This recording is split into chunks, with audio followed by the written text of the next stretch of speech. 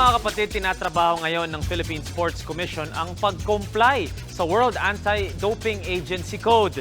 Ayon kay PSC Chairman Dicky Bachman, naiintindihan daw nila ang mga concern ng WADA at gusto daw nila ayusin agad ang mga ito.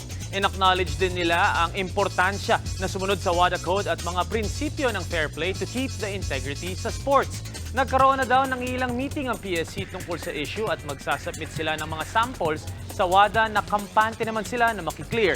Binigyan ng PSC ng hanggang Feb 13 para maayos ang lahat at kung hindi, maaaring maban ang Philippine flag sa lahat ng major international sporting events at maging ineligible ang bansa na mag-host ng kahit anong championship. Very confident. Our sample was 15 athletes, but they're asking for more. So we're actually doing that in the next 2 days. What's up mga kapatid? It's your sports Tito Mike Reyes. Huwag magpahuli sa mga umaaksyong bakbakan at harapan sa loob at labas ng bansa. Para sa mga pandiin ng sports news, mag-follow at mag-subscribe sa social media pages ng News 5. Peace and love.